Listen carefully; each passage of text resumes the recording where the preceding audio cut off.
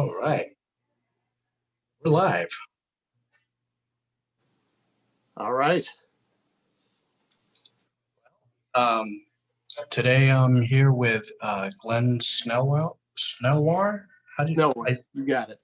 Snelwar. Okay. Um,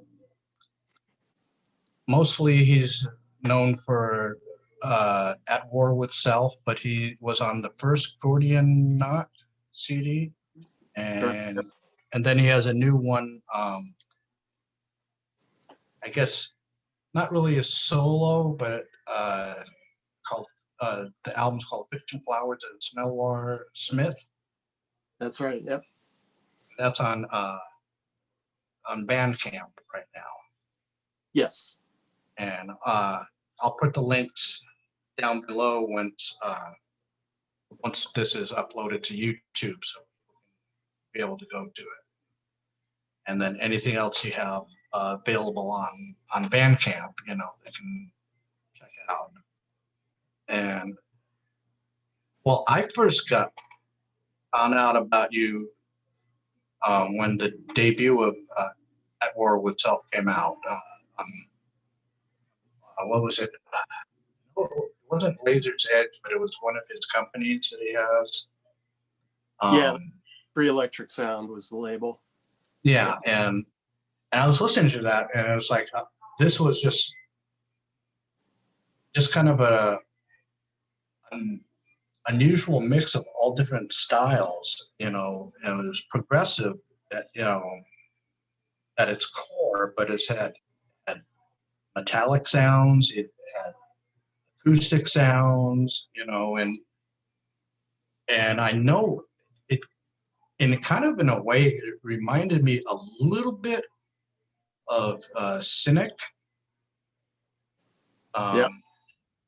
But Cynic was more metal, whereas you kind of added more things to it, made yours just slightly different, and I, and then of course, you knew, was it Sean Malone through Gordian Knot, so you have some sort of a connection to Cynic there, and I think that was kind of cool. When I heard Cynic, I was like going, that is, for me, it was way out there because I like metal, and this was like just like in a different universe, and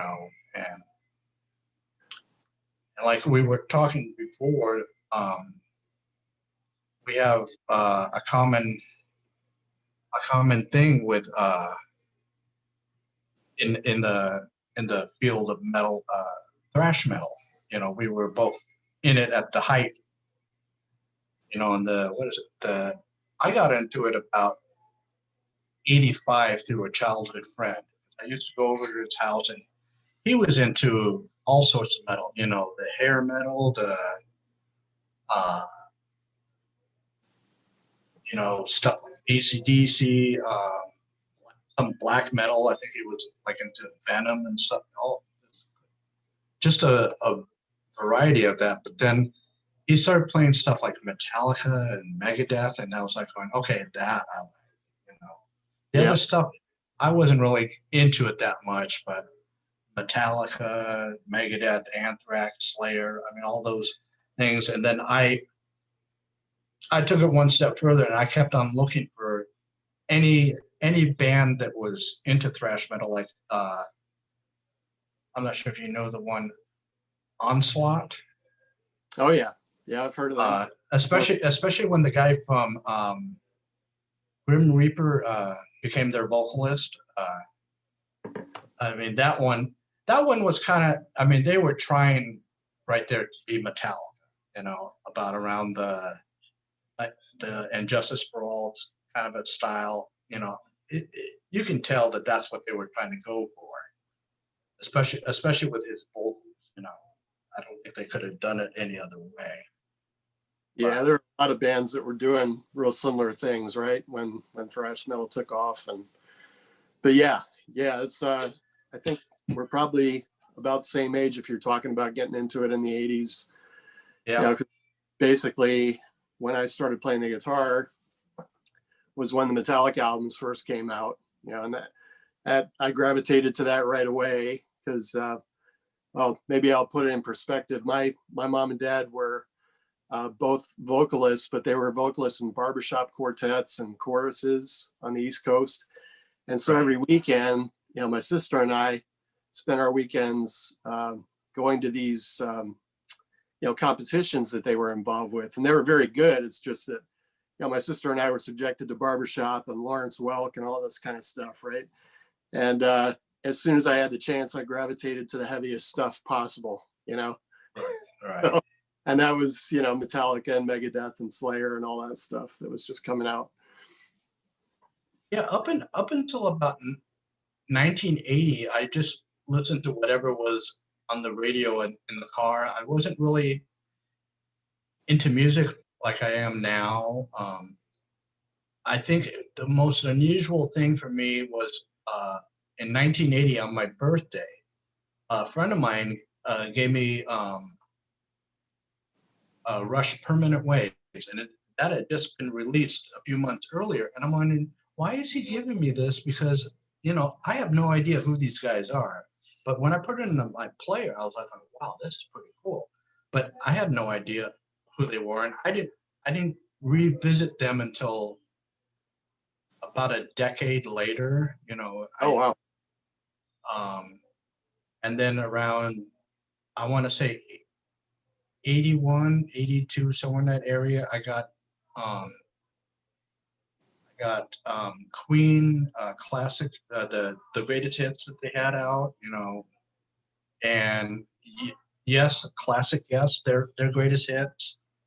And then I got the first ELP cassette, and it's like, again, I didn't know ELP and Yes were progressive rock. I thought that they were just different sounding rock, and Right. It's like, but I didn't revisit really progressive rock and didn't really dive deep into it until in 1993 when they had over at UCLA the first Prog Fest, which I got to see.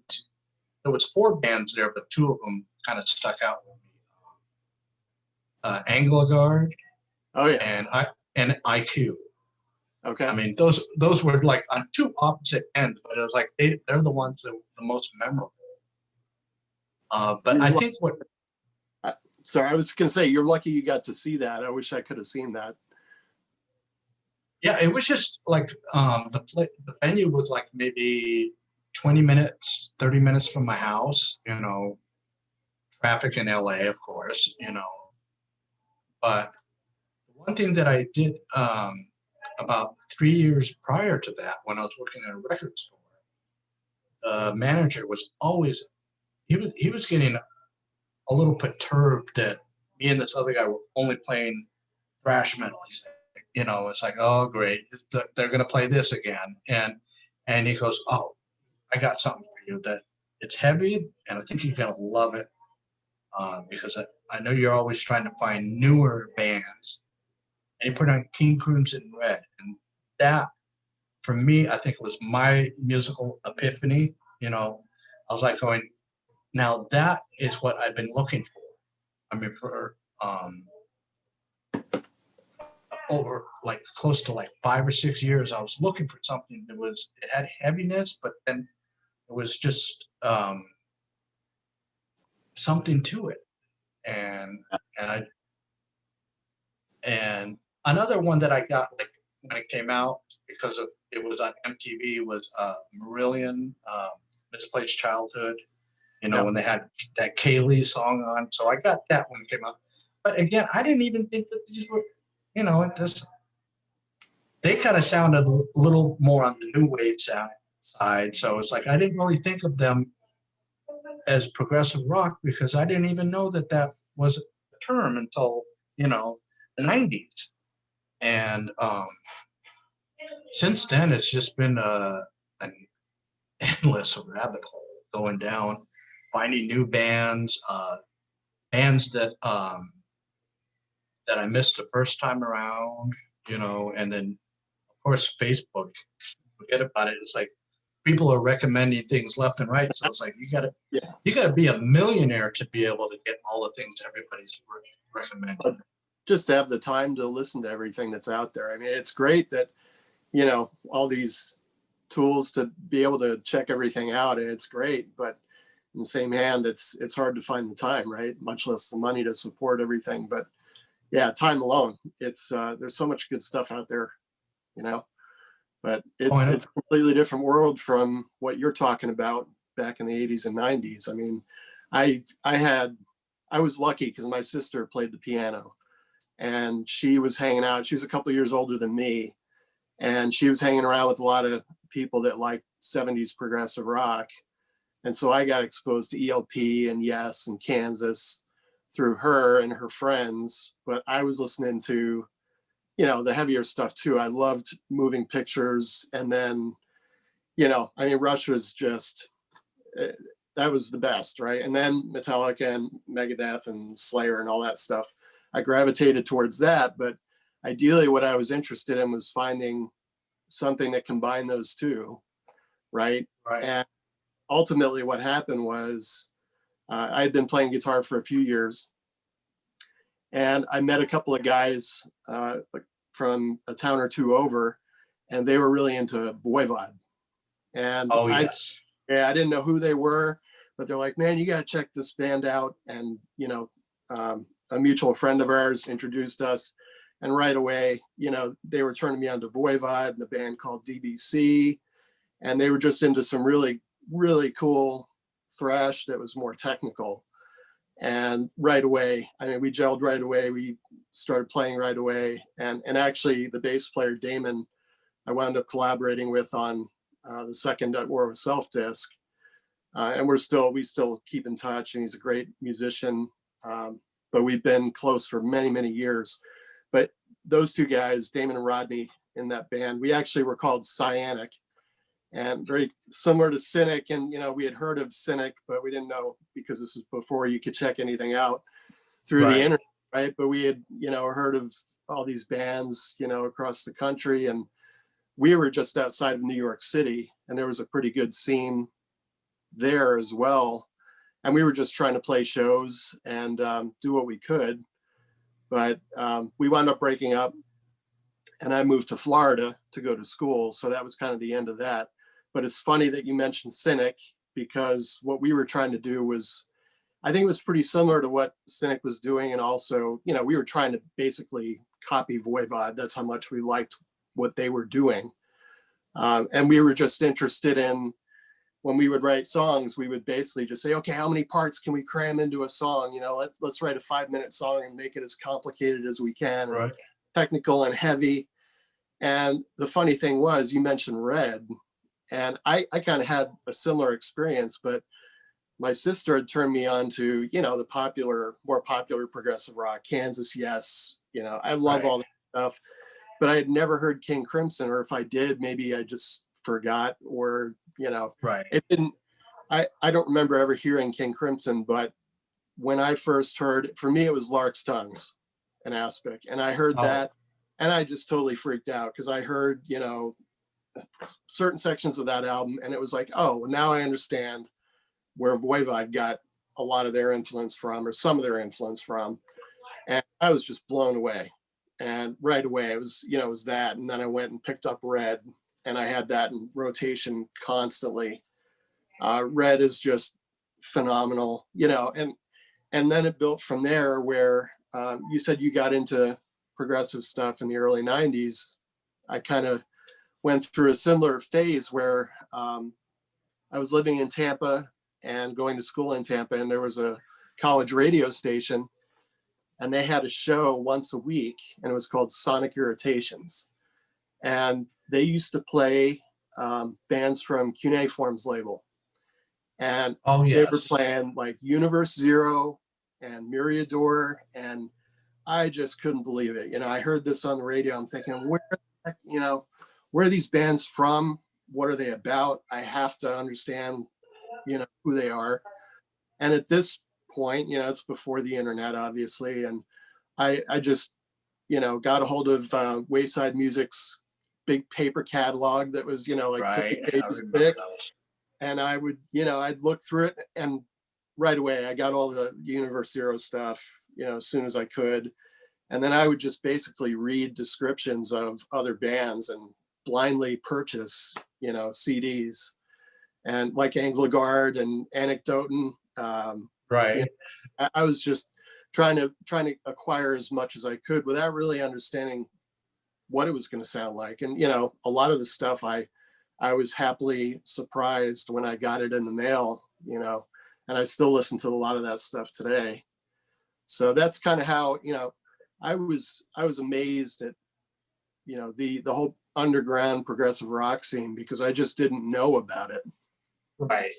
Oh yeah. And every time I went to all the prog fest in Los Angeles, and every time I went there, whatever band was there, right after they played, you go to the merch table, and I think the first, let's see, 93, 94, and 95, those are the ones I spent the most money.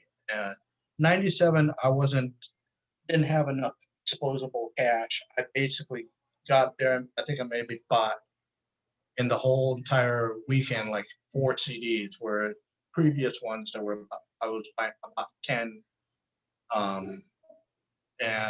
But still, it's like there was the guy, Symphonic Records, Greg Walker. He would Yep. he would say, "Oh, you're gonna like this," and then in Redondo Beach, California, there was this guy. He had a store, Round Sound, and he would actually let it's like, if in the case, the CDs, he would let you listen to it on the store speakers. And I got into bands like Camel, Yep. and then Sebastian Hardy. I mean, all these bands I never even heard of before, and it's like it was just like, like I said, rabbit holes, and doors opening um, to newer bands that I never even heard of. Whether they're band's been around since the '60s, or just a brand new one from the '90s. Uh, like you're saying with cuneiform, you know, I got all the Universe Zeros, with the exception of the latest one. I didn't even know they had one. I think it was like a year or two old or something like that. Yeah. I want to say 2018, 2019, maybe. You're talking about Phosphorescent Dreams, probably. Yeah, Yeah. I think they yeah. switched. And then their offshoot band from that, Present, which was like a heavier version of good Universe stuff. Zero. Yeah. So it's like, it's just so much out there. I mean, and now even more than ever, because bands are, I mean, obviously before the pandemic, I mean, there was so much releases and bands playing at all these different festivals, whether they're in like theaters or on cruise ships, stuff like, it was amazing all that. And then of course you got I see it a lot. It's very controversial. The Spotify's, where they don't really pay the artists what they're due. Yeah. And but one person I saw, he had a good point for why he uses it. He says it's the most inexpensive way to find out about a band, and if he likes it, he goes and buys their CDs or their MP3s, whatever they have available. And I think that when those kind of streaming sites are used for that purpose, that's when I think that they're okay. I mean, they're still not giving the bands their money, but if I go, let's say I went to go listen to At War with Self, and I liked it, and I went and I bought your CDs. Well, even though you're not making any money off of the streaming, you just got 3 sales right there. Right. So I look at it that way, where the same as this guy, where he says it benefits, because I did much blind buying in the 90s that I there was a lot of times I think it was in the late 90s. I was taking some of these CDs that I bought in the early 90s that I was like going, why did I buy this? I mean, either it had a cool cover on it or it just sounded neat. And I was like, oh, okay. And then I listened to it like once. Like I think one I can remember right off the name. It was an Italian band called Black Jester. They were kind of like I want to say it sounded like a speed metal version of Marillion. Okay. And it was like, I was like, why did I buy this? So I just took it to the local record store. I think I got maybe $1 for it. It's like at least I got something back for it. Yeah. But in the 2000s, I slowly stopped doing blind buying. I mean, every once in a while, if it's someone I know, and I would do it. But for the most part, I need to listen to it first. Oh yeah, I totally agree. And I think, like you said, in principle,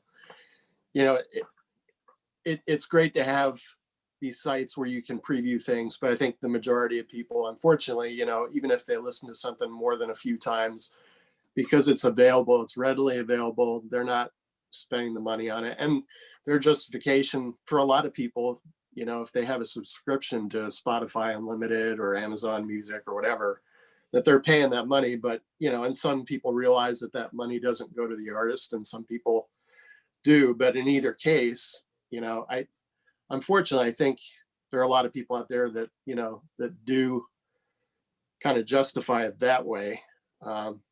And from my perspective, I have mixed feelings about all this, because I started putting out, music before, all this stuff came about.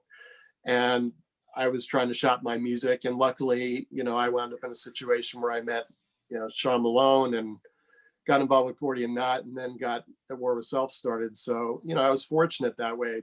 But now, it's very easy to make your music public, but you basically have to give it away, because that's almost the expectation, is that music is a commodity. It's not something to be, valued in terms of paying the artist for.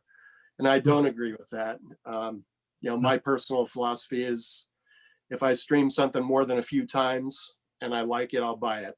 But I understand not everybody's in that position either.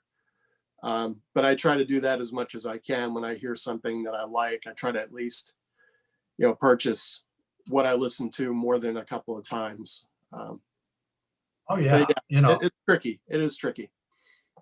Well, it's like I do use that Amazon Music primarily only because whenever I buy a CD off of there, a majority of the time they send you the MP3 with right. So I mean that's cool, where it's like, just the same way as, in the movies they have the ultraviolet code where you punch it in over at Voodoo, and you have the physical media, and then you have it on a cloud, and and it's like that I'm all for, because sometimes you don't want to go to your CD library and go and grab the CD. You just want to be able to quickly pop it on. And same with the movie. You just, it's like nowadays, it's like it's a convenience that I think we always really wanted, but it's also nice to, like, you get your CD out and you're looking at, that, or your LP, and you get to look at that. And same with the movie, you look at the liner notes of Yep. that are going on in the movie.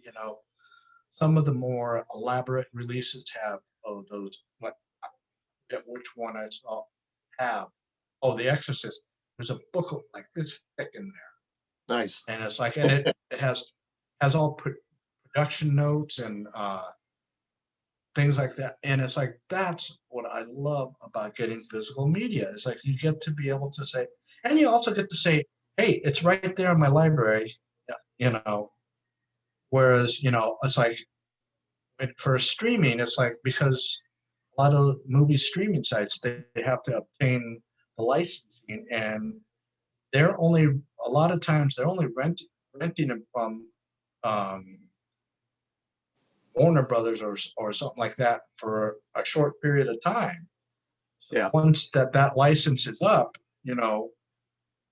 if they renew it, sometimes they're at the mercy of the studio, and then sometimes they'll want to jack up the price, and then a lot of times that's why you know movies disappear from Netflix and Amazon and Hulu and stuff like that. It's because of the streaming rights. And Yeah. a lot of people think that, oh, well, it's on there, it should be on there forever. It's like, well, why do you think you're paying for Netflix? It's like they have to, and these movies aren't free, and it should be the same kind of a situation with music. Okay, you got Spotify, but if they would actually they have a subscription that money goes towards the artist, so that the artist will feel a lot more comfortable to send more of their music, that way. But then there's the other side where, you know, I hate saying it, people that are under 35, that everything has to be quick media. I don't have room in my house for all those movies or all those CDs. Yeah. Or it's like I'm hardly home, so I have my tablet or my phone that I can watch the movies or listen to the music. And it's like, I really think society is just going, and we need to slow it down a bit and enjoy the media. I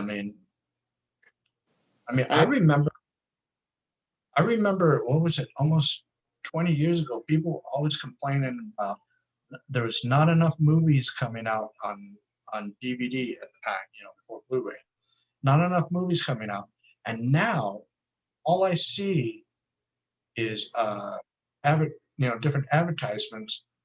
There's at least a dozen companies and a dozen different movies are coming out from each company. And it's like, there's no way to keep up with it, and that's the small labels, then you got Warner Brothers and Paramount, that they're putting their stuff out. And it's like, there's really no way to keep up with it. So it's like people were complaining about back then, and it's like, kind of like I kind of almost call it like a Pandora's box. You wish too much for it, and you opened it up, and now it's all spilling out everywhere. And now you can't keep up with it. Yeah, yeah, and I mean, I love physical media. I mean, I have a huge LP collection, but the other thing that I really like is surround sound, and I have tons of super audio CDs and the DVD audios, that those formats that came out probably almost 20 years ago now, and they died probably by 2010. I mean, there's still Blu-ray 5.1 mixes coming out of like the Steven Wilson stuff that he's been doing. Right. But all that stuff is so good. And it's such a shame that, most people will never get to hear. And I wanted to ask you, since you mentioned LA and you were out there in the 90s, but I mean, Toy Matinee in 5.1 is like, yeah, it is just unbelievable, to be able to hear what he was doing and to hear that in a 5.1 mix. And that's just one of many. Just, I mean, all the King Crimson stuff here in red, spread out, through your room. It's just amazing to hear stuff coming out of the back speakers, and Oh yeah. the mixes. I have some. Stuff. I have some of the 5.1, but not every. I mean, okay, Steven Wilson did the King Crimson one, but before that, King Crimson released their some of their stuff.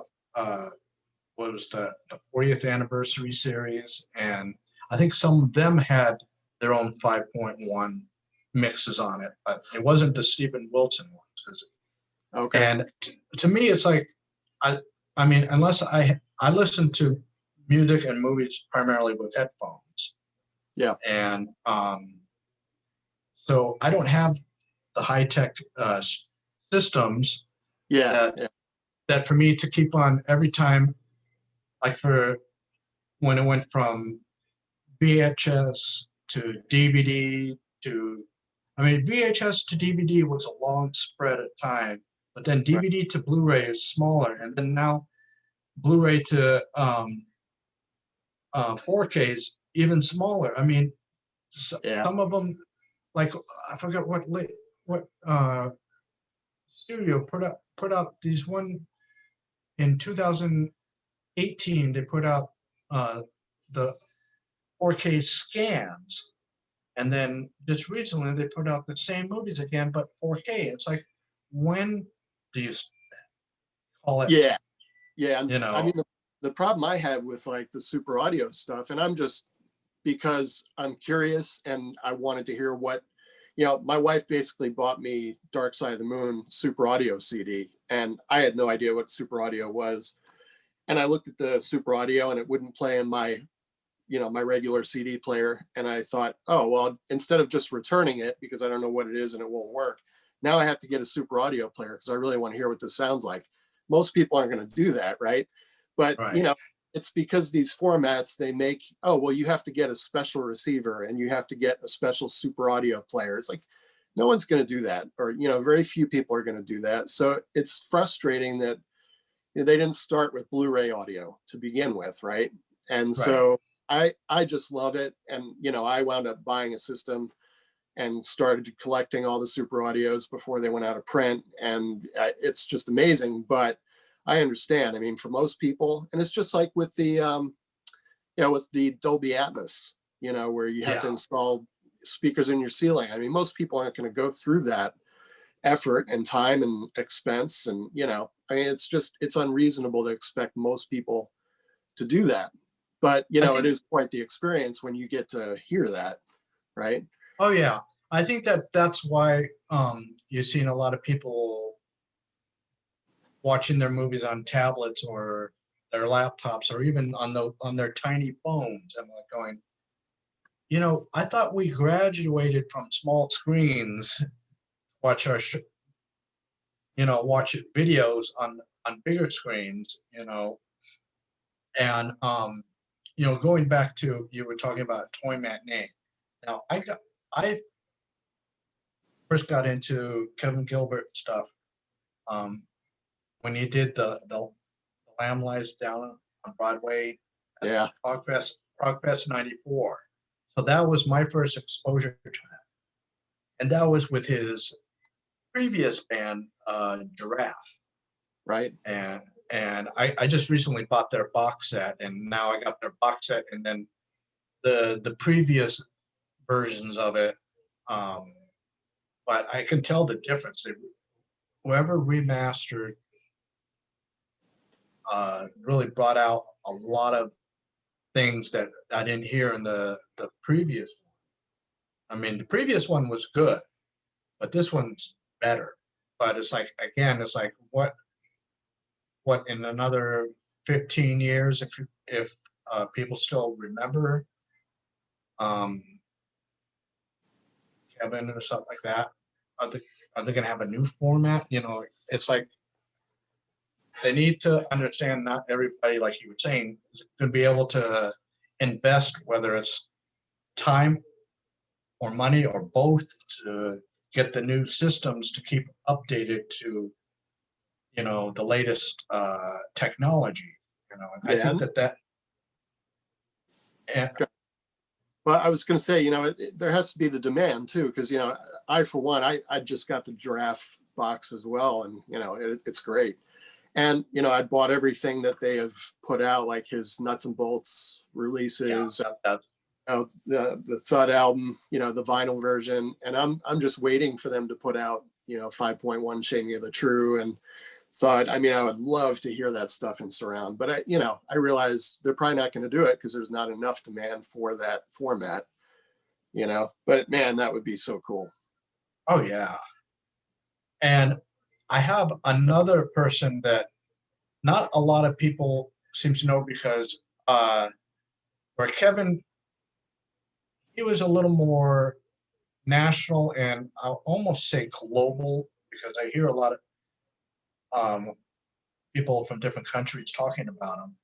But there was one guy that was local just to the LA area, and his name is Sean Gurin, and he, in my own opinion, he's cut from the same cloth as Kevin, because he Oh, was wow. one of those guys that can do anything. He sang, he played drums, guitar, keyboards, bass. I mean, he did the whole thing. And I always try to promote him because I really think that I think if you like Kevin Gilbert, you're gonna like Sean's music. What's the last name? Gurin, Guerin, Okay. and his oh my God, I forget, his dad played drums. Do you remember a group of studio musicians called the Wrecking Crew? Oh, yeah. He was part of that. Oh, I wow. think I'm trying to remember if that was, but I also remember that he mentioned that his dad played on one of Joni Mitchell's albums. So it's like he comes from a musical pedigree there, and so it's like I think people. Unfortunately, he only put out 2 albums, and then after he passed away in 2003, they put out an archive of different bits and pieces that he had worked on, kind of almost on the lines of that nuts and bolts. Yeah. It's kind of like that. And I don't know if these things, his stuff are still in print or not, because they weren't. Again, it's like I don't know if his estate has any desire to put these things back out on the market, for newer generations to discover. But I'll have to check them out. I appreciate yeah, the recommendation. That sounds interesting. yeah, I know I've seen a lot of stuff on YouTube, and he even did he covered City of the Sun, Oh, nice. and it was pretty cool listening to him to do that. And I saw that when he did that live, because not only did he have solo album, but he had a Genesis tribute band, and then he had an ELP tribute band. So he was pretty busy, but it was just really in the LA, the West Side mostly. I mean, he never really got, at least to my knowledge, never really got out nationally. Yeah. It's a shame because he was really good. Very And cool. so let's get back to your stuff. I mean, you only did we're on the first Gordian now, right? Yeah. Yeah. So, maybe I'll back up, because Gordian got released in 1999. And the way that all kind of happened, I had mentioned, I got turned on to King Crimson. Probably, I think I was 18, and I had just moved, and I was kind of distanced physically from all the, social network I had growing up. And I just kind of became very focused on playing the guitar, and not so much metal. But, once I heard King Crimson, the other thing that was interesting to me was classical guitar. And up to that point, I had been playing about 6 years at that time. And I had pretty much learned how to play by ear and just playing along to records. I had taken some lessons early on, but I didn't want to study jazz at the time. I was 14. I was into heavy metal. It just wasn't interesting to me. Right. And so, I stopped my lessons, and I had hit a wall basically with what I could do, just based on playing by ear. And so when I was 18, I started taking classical guitar lessons. from an excellent teacher named John Demas in Tampa. And he's still down there. He still teaches at the universities down there. So he's a great guy, great teacher. And he kind of turned me on to not just traditional classical pieces like Bach and, transcriptions of famous composers, but some more obscure things like Leo Brouwer and Héctor Villalobos. And those were very dissonant sort of guitar pieces that it was more in line with what I was interested in when I was listening to King Crimson and Voivod and all that kind of stuff. But it was classical guitar, right?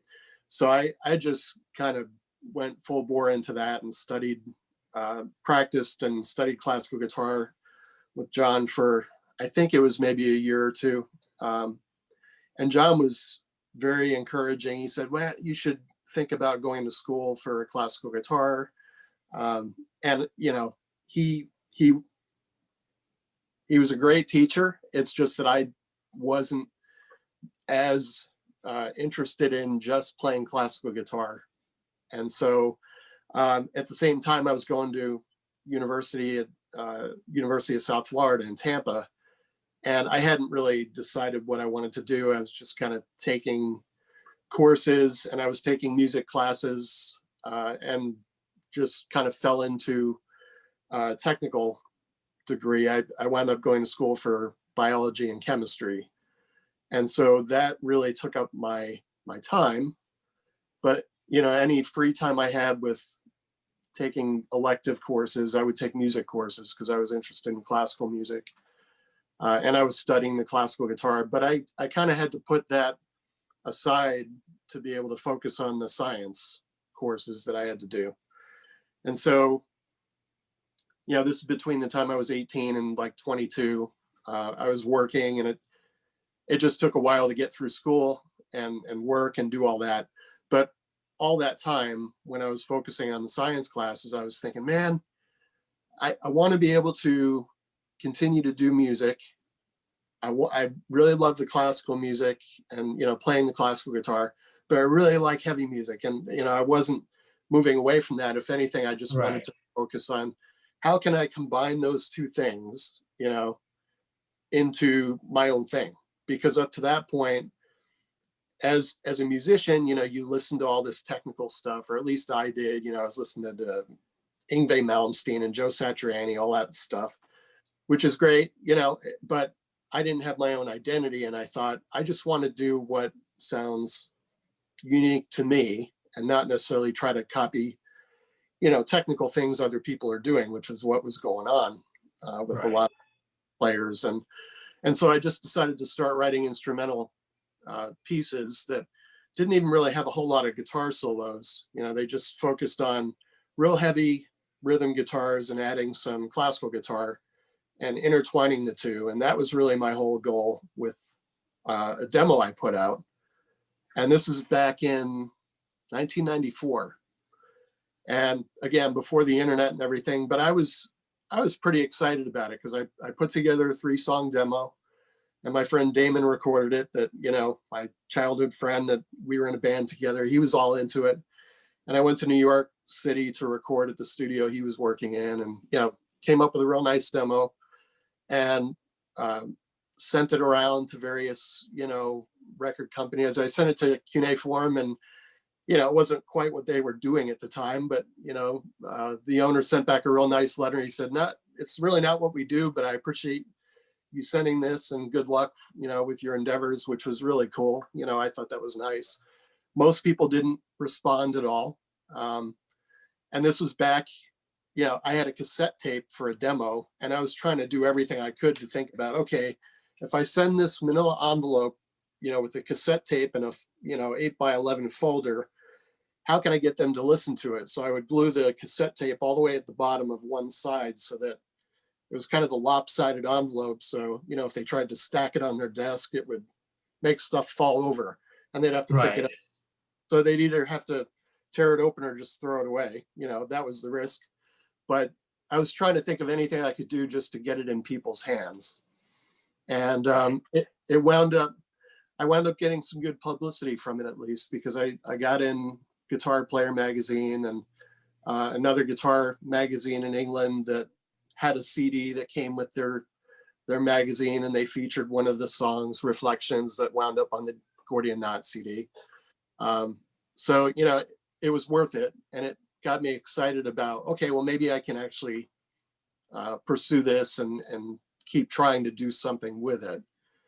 And so while that was going on, I was still really interested in, you know, like Universe Zero and all that crazy stuff. And I started taking violin lessons, trying to play different instruments and trying to record ideas. And I was working on a second demo. And while I was doing that, I knew Sean Malone from Cynic. He was going to school at the same university I was. He was at the music department working on his master's degree at the time. And I knew he was teaching in the area. And I was a huge fan of Cynic, honestly. You know, I really liked what they were doing. And I knew that, you know, they were from Tampa, and there were a lot of other bands that were from Tampa at the time. It was a huge death metal scene, technical metal, lots of good stuff coming out. So I went down to the store that Sean worked at, and I dropped off a tape. He wasn't working that day, but I just dropped off a tape to the person who was working behind the counter. I said, hey, if you don't mind just passing this on to Sean, and just let him know, you know, I really like what he's doing with Cynic, and, you know, just wanted to say hello and thanks for, you know, the great music.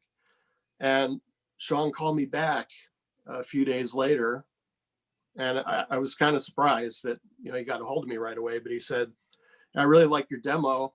You know, it's great. And I like the fact you're doing instrumentals without a whole lot of solos. And Sean Reinert and I, you know, Sean Reinert was the drummer in Cynic. And Sean Malone said, Sean Reinert and I are putting together a new band, and we want to try experimenting with writing some new stuff.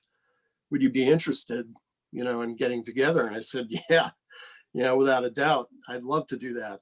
And I said, but, you know, if you're trying to do hardcore jazz fusion, I don't think I can hang with you guys. You know, that wasn't my thing. And I knew Sean was just a monster bass player. Right. You know, just phenomenal bass player. And he said, no, that's not what we want to do. We want to put together a progressive rock band. And I said, okay, you know, so I got to take a drink here real quick. So anyway, that just started our writing collaboration. And for a couple of years, actually, before Gordian Knot became a thing, it was Sean Malone and I, we lived in the Tampa Bay area, and we would once a month, we'd drive down to Miami, and we'd do rehearsals with Sean Reinert, who had his studio down there. And we wrote a few of the songs that, you know, wound up on the Gordian Knot album together as a 3-piece. And the rest of them, you know, Sean wrote independently or with other people. But basically it was difficult because we were trying to balance, you know, writing and rehearsing once a month, and, you know, being productive that way, which was difficult. And right. We were also, at one point, we were trying to find a singer. And then I think Sean wound up talking to the Laser's Edge, you know, and wound up getting the deal for the record. And he's, you know, and then Sean asked, would you guys be interested in putting those songs on the first Gordian Knot record that we've been working on? And obviously, I mean, it was just a great experience, you know, to be on an album with those two guys from Cynic and Trey Gunn and, you know, Ron Jarzenbeck from Watchtower. I was a fan of all that stuff. And right. So to be on a CD with those guys and, you know, be involved with that was fantastic. And I guess, you know, I really wanted to do this today. You know, I like talking with you. It's great to finally be able to talk to you after communicating for so many years through email and stuff. But, you know, with both Sean Malone and Sean Reinert passing last year, terrible. I hadn't really kept in touch with either of them since, you know, the Gordian Knot sessions, but they were both really, really great guys. I mean, we had a lot of fun I got to know both of them pretty well during those writing sessions, and they were both fantastic musicians, great people. And, I offer my condolences to their families, because I can't even imagine how difficult it is for them. Oh, I know. So, And one of my friends, Matt Brown, uh, went uh, went to college in Florida, uh, and uh, and he knew Sean Malone, and they were. I think he said that they were roommates in the dorm or something like that. And so it's like it's amazing how almost a lot of the progressive bass musicians, it has that, what is it, they call it, that 6 degrees of separation, where it's like you all know each other, maybe not directly, but indirectly, you know of them. You go in the same kind of circles, whether you're in East Coast and he's West Coast, but you both had a common person ground that you knew, and that was Sean Malone. Um, and just like with any other, musician, that especially in the progressive rock field, where it's like it's such it's a smaller community than rock or metal, because since they're so globally, that you know the the only way they'll know one another is if they're both like on the radio. They wouldn't know like bands that are starting out. Whereas from what I can tell with progressive rock bands, you could be in the business now 25 years, and you hear a newer band that's coming out, and you want to kind of help them along, because this is it's almost a family in a way, because we all have this very similar tastes. Some tend to be stuck in the 70s, and they refuse to acknowledge anything that came progressive that came out after 1979. And there's some that they're so open to new stuff, even if they uh, grew up in the 70s, listening to the classics. um, I have a friend of mine, he's in the Seattle area, and he started playing in the late 60s. And when he found me, when I was doing prog dot, the website, my website, I sent him like a mixed CD of stuff of newer bands that came out, like I think it was like 2002, 2003. And he was like, he didn't even know that there was any progressive rock bands after the early 80s. He said, yeah, he just completely lost touch with them.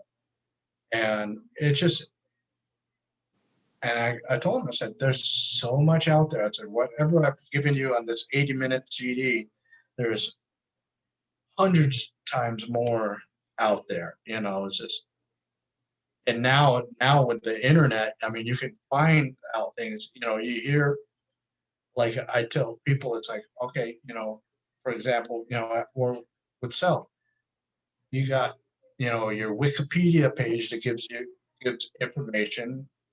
Sometimes it's not correct information, but it's close enough that it gets you opening up more doors and finding out, okay, they have a website? How many CDs do they have out? Does any of the players do other thing? That's what the plus of the internet is, you can find so many stuff. absolutely.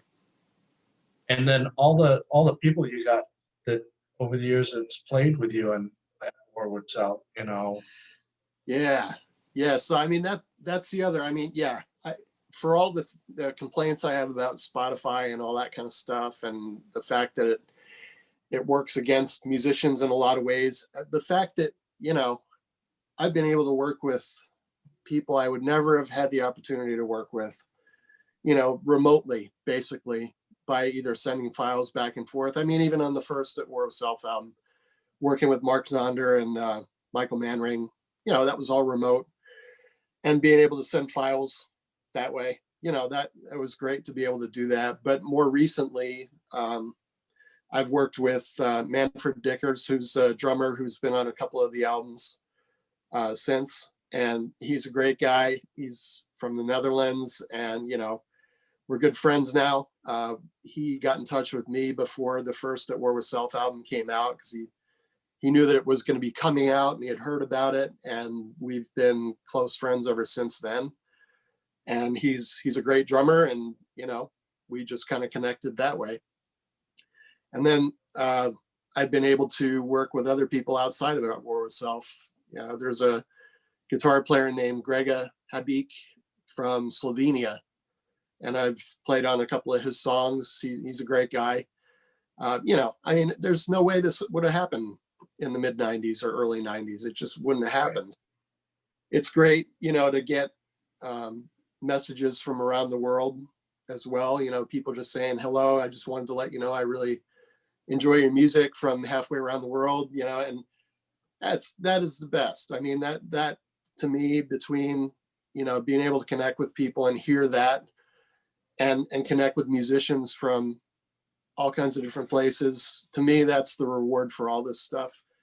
I mean, I'm in kind of a unique situation, because what I do is, it's a studio project, which has its downsides, but for me, it works. I have a full-time career, and it's not as a musician.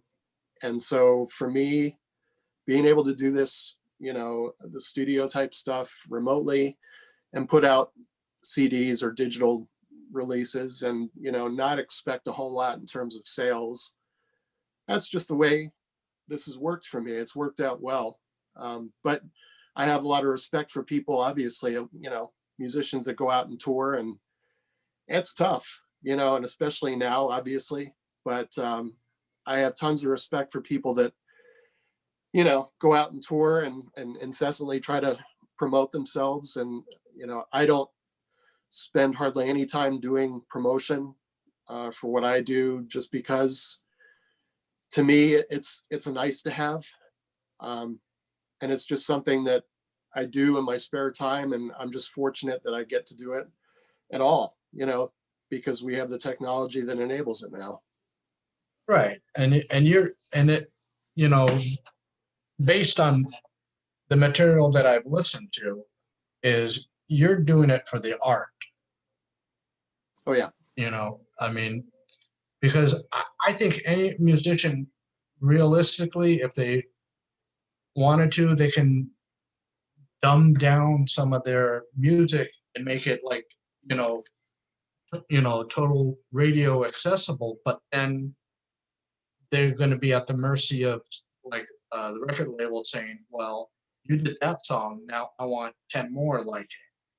Yeah. Whereas when you do it as an art form, it's like, sometimes, not lately, but in the 60s and 70s, progressive style bands run on some of the major labels, but they were, they had conditions. Some of them had to put out a hit single, like we were talking about Kansas, they had to put out Carry On Wayward Son, or, Right. Point of No Return. They had to put those songs out there, which are good in their own ways, but when you listen to the rest of the album, you can tell that, okay, that was their more commercial art there, where, Sure.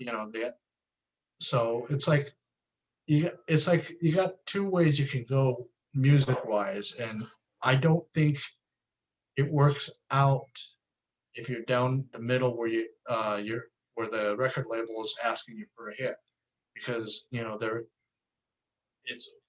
me it's like they're forcing you to do something that you just naturally couldn't do, and I wouldn't want a lot of the progressive rock bands that I listen to, I wouldn't want them to trade their art just so they can make, a quick buck, and then later on, not really, it's like, okay, yeah, well, that thing sold X amount of stuff compared to my early stuff, but it's very, I don't, the only word I can think of is disposable, or it'll now can become background music. You know, people aren't going to pay attention to what you're doing anymore because, you're like like some bands that have their songs in movies. It's like, you're not paying attention to their song. You're just paying attention to how that song is related to what's going on in the movie, not what's going on in that song. And Mm. it's like, so it's like, I mean, I know it would be nice for a lot of you guys to be very successful, but really at what cost? Oh yeah, and I think like the genre you're we're talking about, and none of these bands are making a whole lot of money. Even if all the fans were to support them and buy their physical media, it's just such a small population to begin with of listeners. But it's obviously it would be very helpful if that would happen. I think more of these bands would be able to at least support themselves to be able to tour and pay the bills. But I don't know how bands do it. I just don't. I mean, I'll give you an example. I saw a band, and I'm a huge fan of these guys, and it's an offshoot of Sleepy Time Gorilla Museum, which is the funniest band name ever. But they're from Oakland, and they had an offshoot band that they created, I don't know, 5 years ago or so. They're called Free Salamander Exhibit, and I love these guys. I have the shirt on right now. I mean, I went to see them. They came through Indianapolis a few years ago, and they put on an absolutely amazing show. I mean, these guys are just phenomenal musicians, really complicated, heavy, progressive, rock, metal, mashup, all kinds of stuff. Frank Zappa influence. You can hear all kinds of stuff in their music, and I just love those guys. But there were maybe, I don't know, 50 or 60 people in the audience. Right.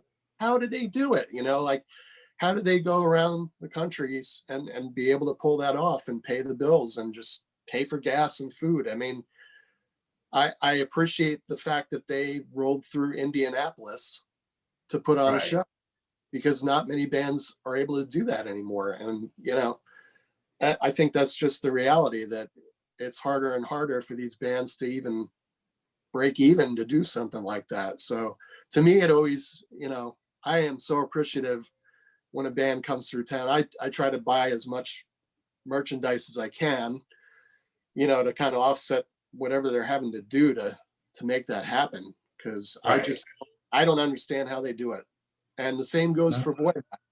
Voivod came through here.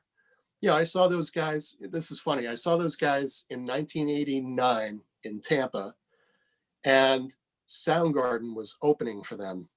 Oh, wow. Yeah, because Voivod had just gotten signed to a major label, and I thought, oh man, they're finally going to do something, and they had a lot of momentum, and they had that tour, and there were a lot of people at the shows, a few thousand people probably, and then they're still touring, and they're still amazing, and they came through Louisville, which is like a 2-hour drive from here, and I drove down. It was like the middle of February. I drove down to Louisville to go check them out. And, it's probably maybe 100 people in the club, real small place. But, it's amazing that they are so persistent in going out there and putting on shows year after year and doing what they do. It's amazing.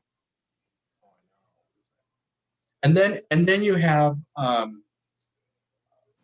see a lot of people that are, it's like either they love him or they hate him with his latest solo album, Steven Wilson, The Future Bites.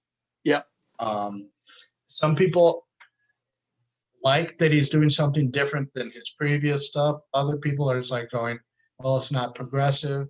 And I think I would be, I haven't got it yet, but I think I would be right in the middle. It's like, okay, I don't want you to do what you did, but what you're doing now is kind of catering to an audience that you never catered to before. Mm-hmm. The dance audience. And it's like, I mean, the one before, I can't even remember the name. Uh, to the Bone. I mean, Yeah. that had like a mixture of what he did before and then some more 80s kind of prog pop. And I thought that was a good album. I mean, there was some stuff on there, that it worked with it was a nice, what do you call it? I can't think of the word, but a progression from one style to the next, but it was seamless. Where here, it's almost like he just dove off the deep end into completely different waters. And but I got people that are saying this is the greatest thing he's ever done, and I got people just I've seen people that say it's the crappiest thing he's ever. So it's like, you can't satisfy everybody, but it's like, I think what you need to do is not go too drastic of a change in your style. It'll be the same as all of a sudden, in your next album, next at war with self album has a lot of techno beats in it. And it's like, you never did that before. You never even hinted to that's where it was heading towards. So it's like, for you to do that, that's like, like I said, just jumping out into the deep end, not into an uncharted area. Um, and I don't know. I just think, you gotta, while, expanding your horizons of your musical palette, but you still gotta kind of stay loyal to your fans or your fan base. And that's why I think a lot of people have mixed feelings with that. And then when back even further, when Genesis did all it was more stuff on MTV than and dance style music, and it's like, I just think if they would have gradually done that a little bit, or had a nice balance of fun music and then a little more technical kind of stuff, that's to kind of, it's like to cater to people that are, you call them um the the top 40 generation, Right. and then us, that we weren't, you know either we refused to listen to top 40, or it wasn't anything interesting about top 40. Yeah. um, Yeah. and it's like, but I do know there's a lot of people out there that want to hear something different, but they don't know where to go.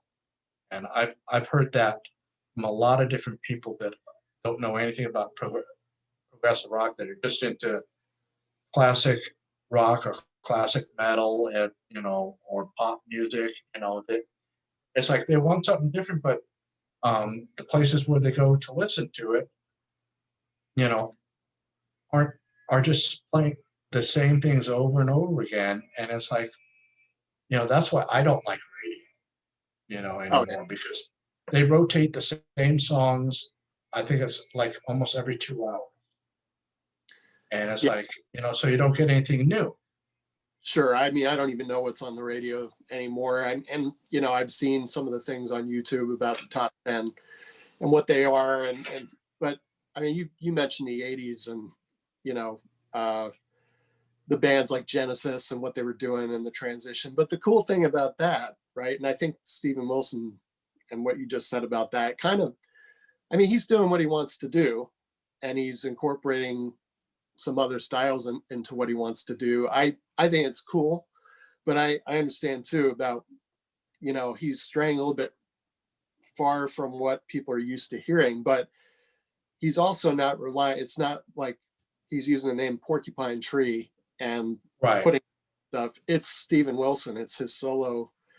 It's Right. him. That's true. Right. So he, to me, it's like, okay, if that's what makes him happy, and if he's saying, well, I'm not expecting people to, I'm not going to put out the same thing every album, and this is what I Right. want to do. So I think that's good for him. But I mean, personally, I think the new stuff has some really, really nice material on it.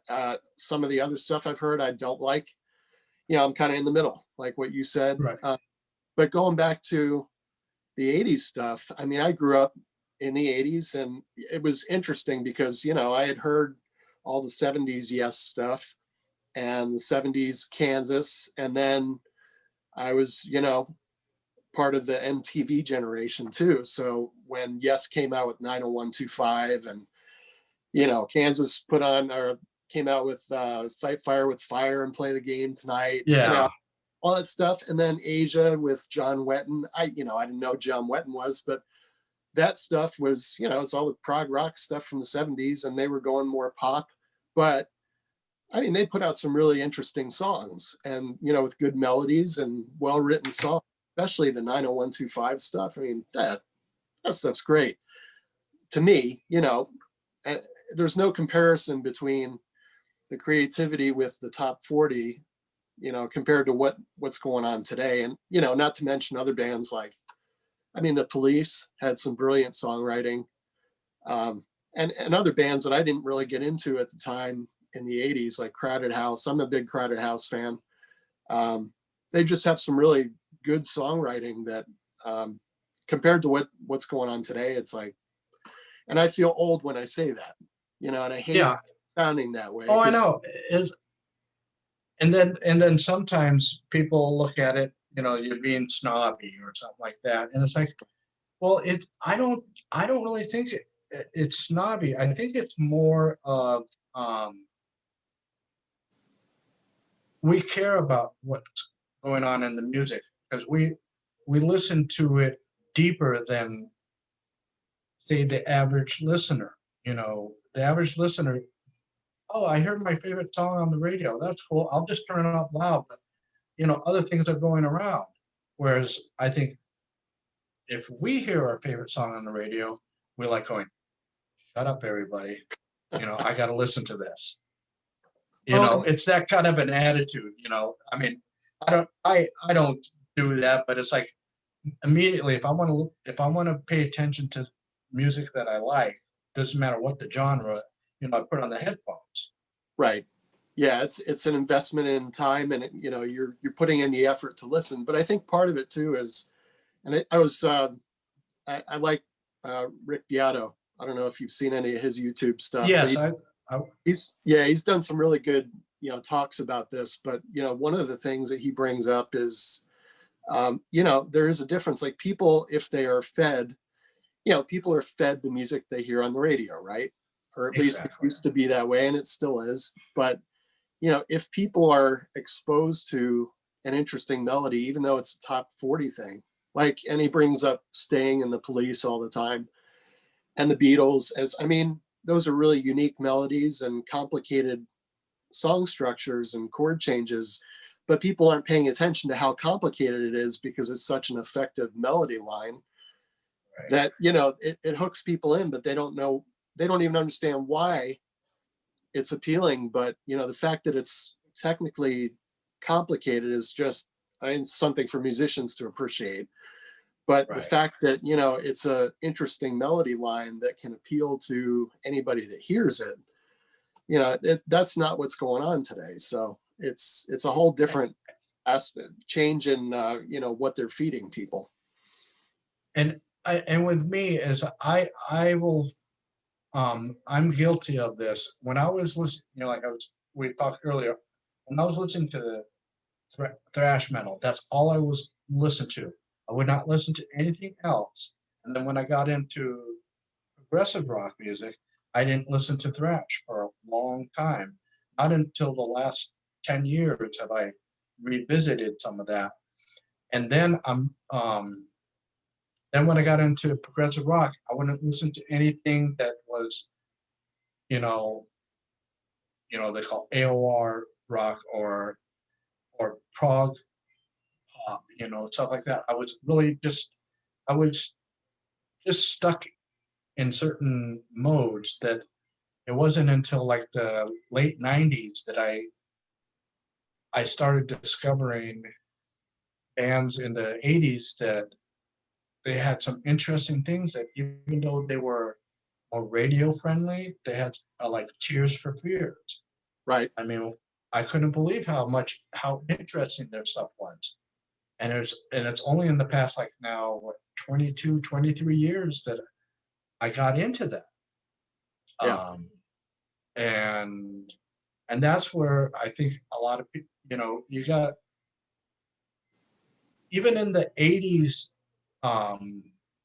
pop music, they had some interesting things going on, even though it wasn't complex stuff, but it had different layers of things that were going on. And that's where, to me, now I'm able to go back and I can listen to anything from, let's say, Voivod to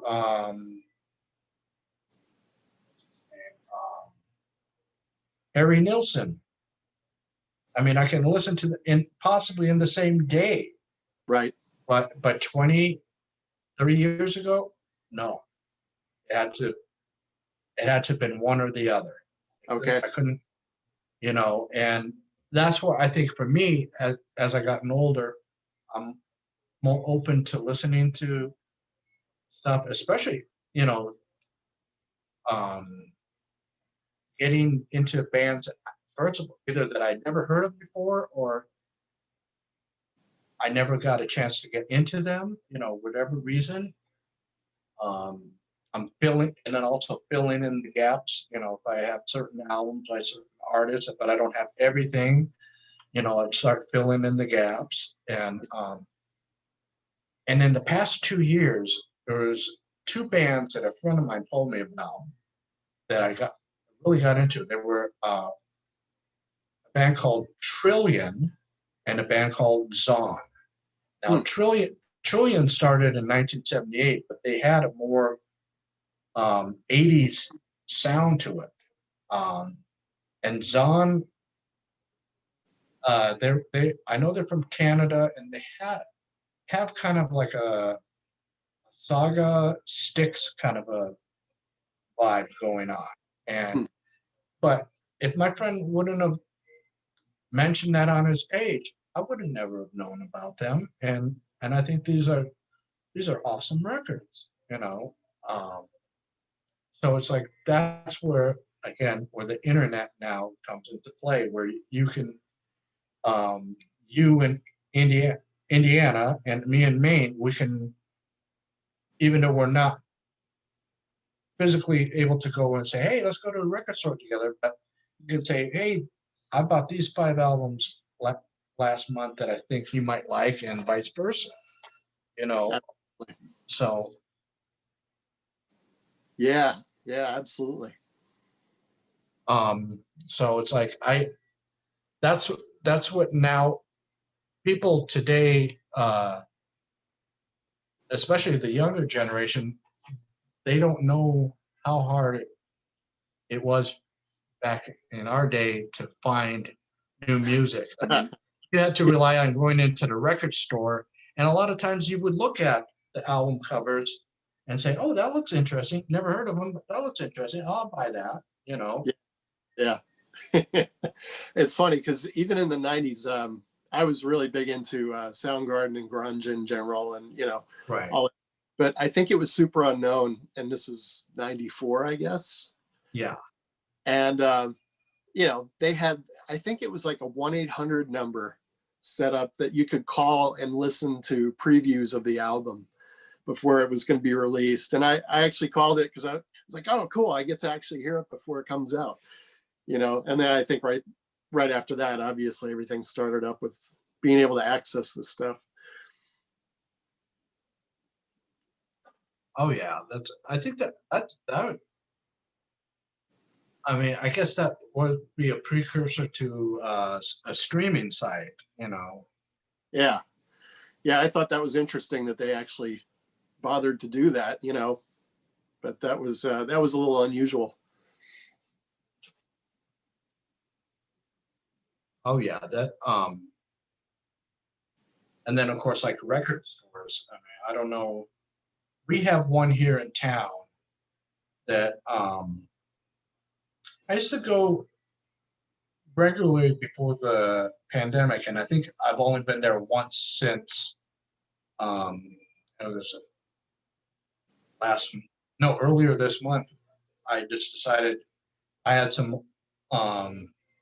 movies and some CDs that I didn't want anymore, you know, and I was like, or that I got, you know, I think some of the CDs were remastered, so it was like I had the older copies. So I was like, I'll take those in, you know, trade them in, and so I can get something that I want. And that was one of the fun things to do, is to take in stuff to get trade in, and you know you get credit and you can Yeah. go and buy newer things, you know. Or let's say it's like, you know, if you get tired of a certain band and okay, well, I want something new, you know. I've listened to this CD 1,000 times. Or if it's one of those, you know, bands that you always hear on the radio, or you know, something like that. It's like, you know, why do I need that? You know. Right. I remember one time, and it was so funny. I took in it was a bunch of movies when I was upgrading to Blu-ray. And I took a bunch of movies into that store. This was about 6 years ago. And I got $800 and I'm like, I couldn't believe this. Wow. And, They must have had a lot of movies. yeah. And I was like going, damn. No, Yeah. some of I think I brought in about maybe 100 or 150 movies that I wanted to upgrade to Blu-ray, and I brought that in, and it was like, so I was just like a kid in a candy store after that, you know, just Sure. grabbing that, you know. And this was the first time I saw in a record store, they had shopping baskets. Before that, you still have to hold it in your hand, you know, and get up to the counter and hope you Right. don't drop anything. Or back when CDs first started, when they had those plastic cases that Right. you can hold on to them like little, you know, little handles. Yep. But That's funny. I mean, I miss the old stores like that. And I have to mention this because there's a record store close to here. It used to be. He's no longer at the location, but and I want to talk about Kimmer, my friend and fellow guitarist that I have a project with. But Kimmer and I, you know, I started visiting this record store, this vinyl store, because I love vinyl too. You know, and I collect a lot of that. And a vinyl store opened up a few years ago close to where I live. And I would just, you know, I'd visit that store maybe once a month after work and, you know, pick up a stack of albums. And it was cool just being able to go in there and look through everything the owner had. And I started talking to the owner. And the cool thing about those types of stores, and hopefully it'll continue, but you know, we just started striking up conversation, and he mentioned it was a really cool kind of laid back place. And he said, yeah, I'm interested in having musicians play in here. And because I mentioned to him that I played, and I asked him if he knew of any, you know, places around town that, you know, would have a duo come in. And he expressed interest in having Kimmer and I go in and play shows at his record store. So we started doing that. And this is obviously before everything got locked down, but Kimmer and I played a couple of shows at this record store. But that's the kind of stuff that, you know, hopefully that'll be able to continue with these secondhand stores. oh yeah, you know, that's the one thing is, see, you know, going with the lockdown thing, it's like, if I really think if we would have uh, got on this basically getting close to a year now. If we would have got onto this, back then, a lot of stuff wouldn't have happened. Mm-hmm. I think our lockdowns wouldn't have been as long. I think we would have. I don't like to say normal, but I think we would have gotten back to a routine of things that we did, with precautions. I do like that right now with a lot of stores that are open, that they, instead of just letting anybody in, they have, a certain amount of people that are allowed at a time. Right. Only downside is there's no one at the door actually, counting who's coming in. Like one grocery store says 183 people maximum in the store, and I don't see anybody at the front door.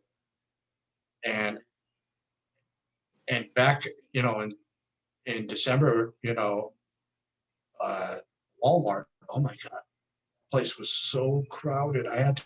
We had to get out of there quick because, I'm immunocompromised, and Right. so I can't, and of course you get people that are not wearing masks. Oh, yeah. And, It's frustrating. and it's like, if we just do that, wear the mask, don't go places that we don't need to go to. Right. We could have gotten back to something, I mean, I don't know how it's gonna, in a live music setting, because it's, in clubs, you're really tight, close together.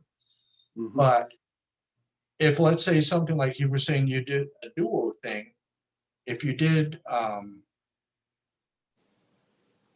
if you felt comfortable with that, the other person, that if you rent it out like a studio, and you have someone do the audio and video, and you can, send it out over the internet and charge, close to what you would charge if it was like a club setting. Yeah. You could do that. And can you imagine watching, let's say your favorite band, I got a 55-inch screen TV, but, since they're coming out with 85-inch, imagine that, a big screen, right, right there, and you're in your own home. So it's like, you don't have to go and drive, look for parking. And, it's like, it's a lot Yeah. of pluses that you can save for that. The only downside is that if you have more than two people in your group, that and especially if they're further out, doing remote, like how we're doing this remote, Mm-hmm. you got the syncing, it's like not Yeah. everybody's going to be on the same page, and so it's like you could be playing your guitar at one speed, and then, your drummer is like, he's maybe a couple seconds behind you, and it's like, and it throws you off, and then throws your bass player off, and your keyboard player, and it throws everybody off, and then, it just becomes a big cluster, Right. But Yeah. if someone right now can start developing technology that can accommodate that, that would be a plus. That's true. And I'll just comment from a selfish standpoint, because, the duo that we put together, part of that was because, maybe I'll just talk a little bit about that project, because it's totally different from that War with Self. And I go under that, it's called Snelwar-Smith because it's myself and this guitar player named Kimmer Smith from Indianapolis here. And it's totally different than progressive rock / metal, like 180 from that. And part of that was because I got to know Kimmer actually through work. I work at a pharmaceutical company here, and he did as well at the time. And I got to know him, and I had heard he played, and he was, nice enough to come up to me and introduce himself and start talking about music in general. And we started just, getting, just having regular conversations, having lunch, talking about music in general. But he's a guitar player. He's a fantastic player. And he just has a completely different background than I do. I talked about thrash metal and classical guitar. And then, all through that period, I was still exposed to and listening to classic rock. And I enjoyed all that stuff too, Zeppelin and the Beatles and all that kind of stuff. But it wasn't my main thing. Right. And Kimmer's kind of the opposite. Kimmer grew up in the 60s and 70s, and he got to see like Jimi Hendrix, in the front row kind of thing. Right. He got to see Jimmy Page right in front of him on stage. He got to see all the big classic rock bands, and he's always telling stories. Oh yeah, I got to see this band, 1971, right when they started touring. It's like, oh man, don't tell me that. But Right. he's a lot of fun to talk to, because he's got such a broad range of experiences. He's a guitarist that he's lived in Indianapolis his whole life, but he has played throughout the Midwest and toured throughout the Midwest for a good number of years in the 70s and 80s, and he's got a lot of great stories. Just a real cool guy, real funny guy. And so I really enjoy playing with Kimmer. Kimmer plays the guitar, and he's more blues rock kind of player, real technical player. Kind of reminds me of Clapton. He's got kind of like a Bill Frisell vibe. Bill Frisell kind of crosses between jazz and rock and country. Just a really tasteful player. And we started getting together, and Kimmer's always got a lot of good song ideas. And, I wanted to be able to focus on mostly playing the bass while Kimmer played the guitar. I didn't want two guitar players vying for the same musical space, so to speak, right? And so for the most part, I play fretless bass on these songs. And occasionally I'll play the acoustic guitar, because Kimmer sticks mainly to electric. So it's a real nice way to kind of explore a different genre than what I've typically done. Right. And, coming back to why I brought all this up to begin with, probably the coolest thing about playing with Kimmer is, that face-to-face interaction with another musician, which I've had.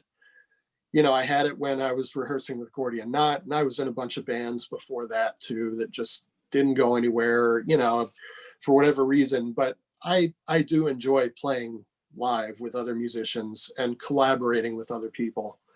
And, the whole aspect of studio project, that is the big downside. I mean, in one hand, I struggle with it, because especially for the progressive rock stuff, I do like doing it as a studio project more than the idea of doing it as a collaborative band effort.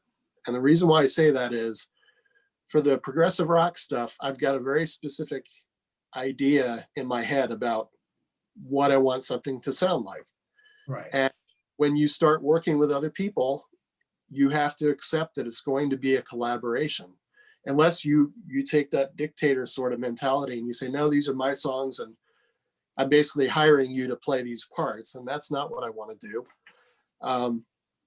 So to me, it works better if I write as much of that on my own as possible, which is why the past couple of CDs, I've pretty much worked on my own or with a minimal number of collaborators. And I need to mention too, so I'm working with a great drummer for the next At War with Self CD. His name's Alex Ariano, and he's from Power of Omens, which is a band that was around, I think, in the 90s and 2000s. Sounds familiar. Yeah, progressive metal, phenomenal drummer, great player, real nice guy. But he's from Texas, and we've been doing the back and forth thing with drums. And I say, I'm writing this stuff, but even with me writing the guitar parts, I send guitar ideas to Alex, and then Alex does his thing, which is, he plays amazing drum parts, but, they're different than what I had originally envisioned, but it's awesome, so even when you write things on your own, to be able to collaborate with people, even if you think what you're going to get back is exactly what you had in your head and what's on the demo. When you get something back that's even better than that, that's the nice thing about, even with studio projects and working with other people, that's the cool thing about it. Where it gets complicated is if you have, and I've been in this situation where you have two very strong minded songwriters, and you both have an idea of what you want something to sound like, and you start doing this, you start butting heads, and it ultimately winds up with some disagreements about things, and it winds up being a collaboration with compromise involved. Right. So anyway, I'll get off my soapbox, but right. Well, also too is like, well, going back to the At War itself, you told me you have 4 albums, but only 3 are on CD. Yes. Yeah. And, so and I think you said you're waiting on permissions, I guess, to release it on the 4th one on CD. Oh yeah. So you were asking about Circadian Rhythm Disorder, and that's the one that was put out in 2015. And so, yeah, thanks for asking about that. Basically, the situation with that, I think the ship has sailed on that one. But I put that out 6 years ago. But I happen to be, I honestly have to say, and I'm sure people say this all the time, but I really think that is the best work that I've done. And that was the last CD I did, even though it's been 6 years now. I am very, very happy with everything about that CD. I can kind of pick apart the other ones that I've done to some extent. I can find things to be unhappy with, and I think that's just human nature, but I tend to be very, very self-critical. But with Circadian Rhythm Disorder, I really am proud of that disc. The situation with that one, it is all just a digital release, and it was all based on drum solo that Marco Miniman had written. And it was part of a project he called the Normalizer Project. And he started that in 2010, I think, or 2011. But he basically put the drum solo out to the public to buy. And he basically, challenged people to say, okay, do what you want with this, write music to it. I'm really excited to hear what you come up with, right? And I thought, man, that is just such a nice thing to do. It's such a cool idea. And I heard there's a guitar player named Alex Makacek, just unbelievable guitar player. I heard his version of what he did with it. Trey Gunn did a version. There's a whole bunch of other guitarists and other musicians that have written to it. Mike Keneally did one. I have a friend of mine that did one for it too. Cherry Chacon. Okay. He did it, and he sent me a CDR of it, and I have it somewhere. But awesome. But that's like I said, I could, it's just like that other musician I was send you a link to, Don Schiff, that he's playing that the Chapman and sending it out and saying, if anybody wants to collaborate on that. I think that's kind of a neat way to put your name out there and to get in musicians that you're not normally associated with for whatever reason, Absolutely. It's a great idea. And, Marco I thought it was really cool that he decided to do that. And I thought, oh, wow, 51-minute drum solo, how do you even think about writing to something like that, And I thought, man, that's too hard not to try. It's such a cool idea and such a unique challenge. I said, I've got to try this. I've got to try like the first 3 minutes of it. And so, I started working on the first 3 minutes, and it took me forever. And I'm thinking, oh man, but I wrote the first 3 minutes, and I was so interested in the idea of, okay, how can I write 3 minutes of this and then tie that to the next 3 minutes and tie that to the previous 6 minutes, and and not split up everything up to the same amount of time, but how can I come up with essentially a storyline that links all these different musical ideas together in sequence. And, you know, to me, it was like the ultimate progressive rock metal challenge kind of Oh, in right. yeah. And the other cool thing about it too, it's like like the drums were already there. It's done. You know, he basically put it out there and he said, okay, this is it. You know, this is what it is. So you have to work with this. And I really appreciated that. Like, yeah, you know, that's really cool. So I get to do whatever I want with that. And I just thought it was a really unique idea. And so I just started going nuts with it. And I started writing in 2011. And I mean, this is when I've got a daughter. She was maybe 5 years old. And, you know, I live in Indiana. We have family in like Arizona and Florida. Even on like trips to go and visit family, I'd pack a little, you know, traveling MIDI guitar and my laptop, and every spare moment I had on our family visits and vacations and stuff, I'd go out, I'd wake up at like 6 a.m. and, you know, spend a couple hours writing to the next couple of minutes of the drum track. Right. Right. And this went on for a couple of years. And I got about halfway through, and it had taken me 2 years to get halfway through the 51 minutes. And I thought, okay, before I do any more, I'm going to get a hold of Marco, you know, and say, okay, is this something you're interested in? You know, because I was really excited about it, but I didn't want to. I probably still would have done it. I probably still would have finished the whole thing because it was just too much fun. But it was a huge challenge, right? So anyway, I got a hold of Marco. I managed to contact him. I forget how, through his website somehow. And he got a hold of me, and he said, yeah, it sounds really cool. You know, please finish what you're doing and then get back to me, you know, with the finished version. I said, oh, awesome. You know, so I was, you know, super excited that he liked it. And not that that's the only reason I was doing it, but it was nice to hear that validation from Marco, you know, himself saying, oh yeah, it sounds cool. So anyway, so I spent the next couple of years. It took me 4 years to finish the whole thing. I was mixing it. You know, I sent the finished version to Marco, and just wasn't able to get a hold of him. And for whatever reason, I couldn't reach him. I tried, and I never got an answer. And I had some interest from a record label who was interested in putting it out. And I said, I'm sorry, I can't release this on disc because I don't officially have the approval to do that, because that's basically what Marco was asking people to do, is get a hold of him and then figure out the details once things were finished, right? So I never got that final okay.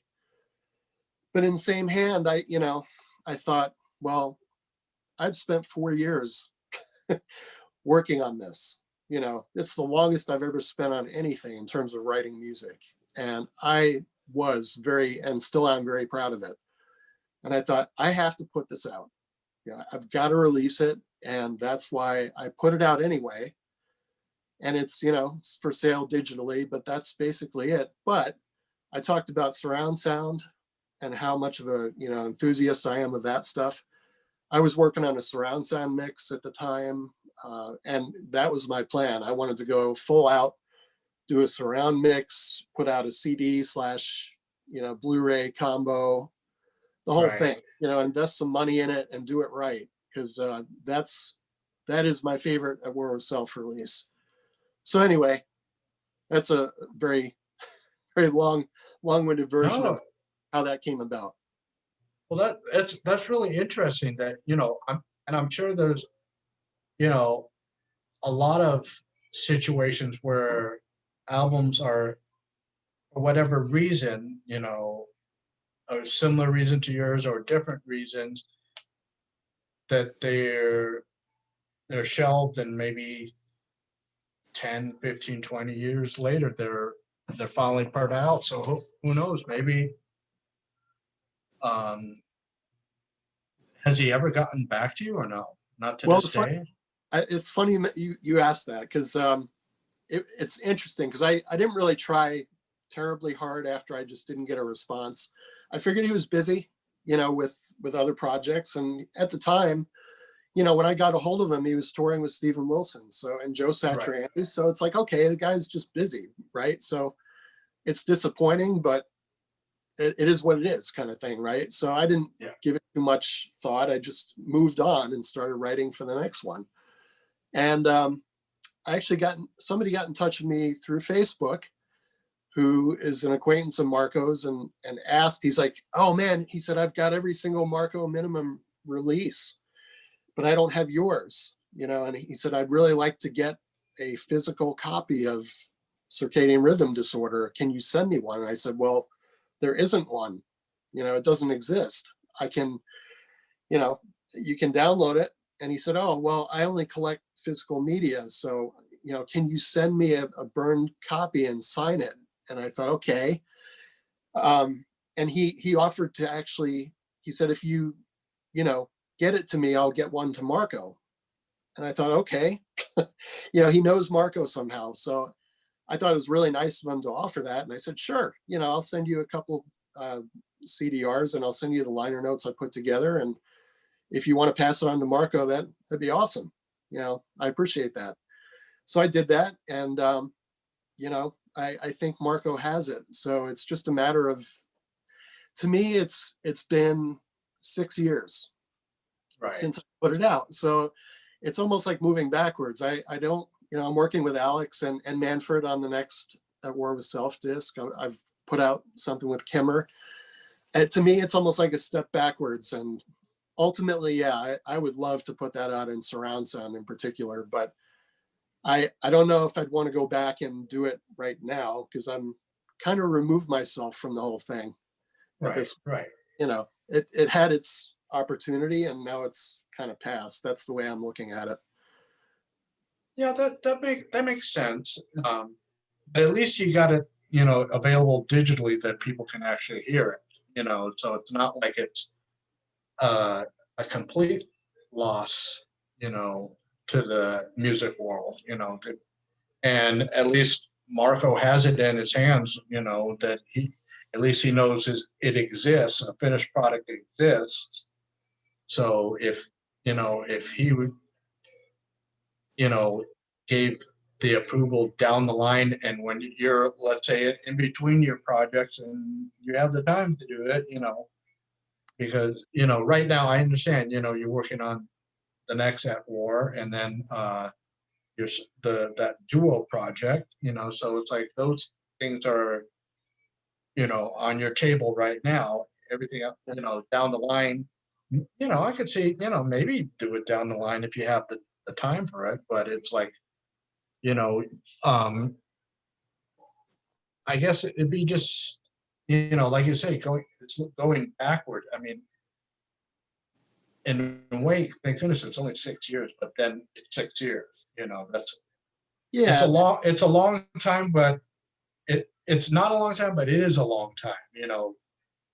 I think for musicians, and also in movies, that is a long time. So if a movie takes that long to come out, then for whatever reason it doesn't come out, and then the people, you can't get all those people back into the room to do the project, so you got to move on, and everybody's moved on to their next thing. You've moved on to your next thing. Marco's moved on to his next thing, and down the line, if you guys have the time to do it, you can do it. If not, still, you got it available, which is I think it's a plus, because then people can say, you can say, oh, okay, leave it up to them if they want to burn it onto their own CD, right, and they can do it, so they can be able to listen to it in their wherever, their CD player or something like that, but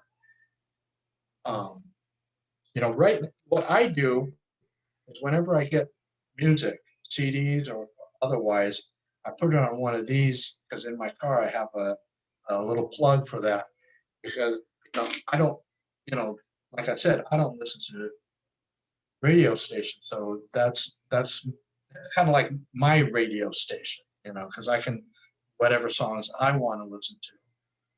Oh yeah. And that's where, you know, I mean, that's got, I have two of them. I have one that where I kind of put a little more modern stuff, you know, like 90s and to today. And then I have stuff that I put 70s and 80s Yeah.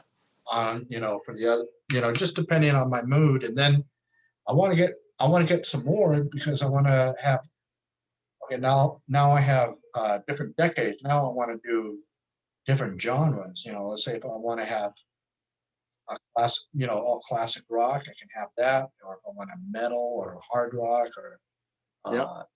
thrash, you know, whatever I want to do. You know, it's like that's the. I mean, I know the quality on, you know, going to one of these diminishes, but you listen to it in the car.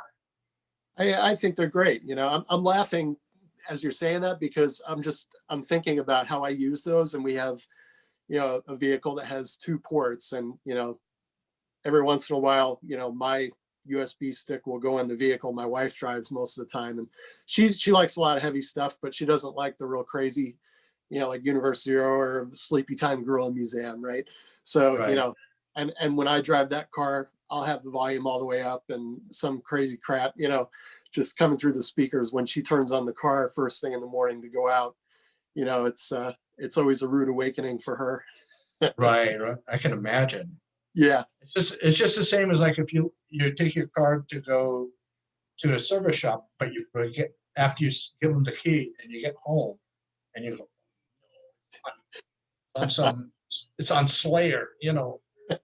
I hate to be that person in the morning turning on my Yeah. car and all of a sudden, you know, Rain and Blood comes blasting into there and you know, and it's like, oh great. You gotta say, oh wow, well, you know, this guy, you know, okay.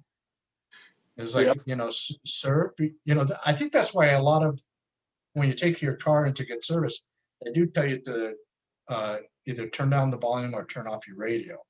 Yeah. Yeah. I think that's what they do in a lot of places, but yeah, I could just see it, you know, a rude awakening, you know, when I listen to it, when I do my driving, um, I listen to it at a certain volume, but then when my girlfriend's in the car, the volume goes down like half of what I listen to.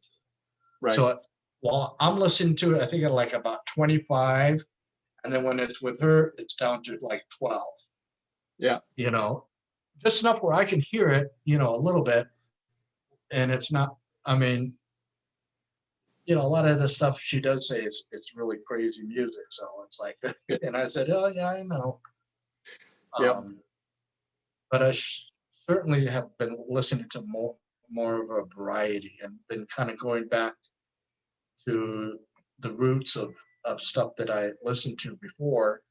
Um, you know, like the thrash metal and you know some of the. I was kind of into a little bit for a short time speed metal, you know, like Yngwie Malmsteen and bands like him. But after a while, I got tired of that. It was just a little bit too much. You know, it Yep. was. I mean, I want. So that's why it's like I like music that has that technical side, but then also a soulful. Where it's like you know they're not all. Let's see how many notes we can blast into your headphones Right. per second. You know, and it's like it's nice that you know you can have a nice little balance of you know technical and then you know something a little more soulful where you know flexible sound. Um, yeah, I that's honestly that's what a lot like why a lot like your stuff at work itself because it has that balance to me. I I mean, think. uh, you know, you can hear your technical playing, but then you can see at points where you're just like you're taking a little step back and you know just letting the music go easily. You know, you're not you know because you know, a lot of those technical death metal bands, it's like they're going, you know, it's like, I mean, it's like I can't listen to that for more than 2 minutes, three Yeah. minutes, you know, and then how some of them have like 10, 15-minute songs. I'm like, oh no, that's, you know, I think I'll probably have a migraine after I listen to that, you know. But it's like when they do something like that, and then all of a sudden they break into an acoustic passage, you know, it's like, oh, okay, there we go. You Yeah. know, you gave my ears and my brain a little bit of a break, you know, maybe a couple minute break, but a break that I can absorb that music. Whereas if it's all in my face, it's like I don't have any time to catch on to everything that's going on. And Right. Yeah. And to me, it's all about incorporating dynamics because, and a lot of that, obviously King Crimson is a perfect example of, building things and, variation in dynamics. But I mean, the classical guitar especially taught me to, I really appreciate dynamics, whether it's classical guitar or, any sort of metal band or progressive rock band that, has a lot of variation in dynamics. And I try to incorporate a lot of that into what I do, as well as just not lose the feel, right? So I don't care how technically complicated something is, if it doesn't have feel behind it, it tends to get lost on me. I can appreciate the technicality of some of that stuff, but it has to have a vibe behind it. If it sounds oh like yeah, it's too manufactured and it's just kind of blowing through for the sake of being technical, I get lost. It loses me pretty quickly. I can appreciate it from a technical aspect, but I choose not to listen to too much of that stuff. oh yeah, I know. That's what it's nice and welcoming when you can have a wide range of musical tastes that you can fall back onto different things based on on what you're doing at the time. Um, different moods that you might have for Yeah.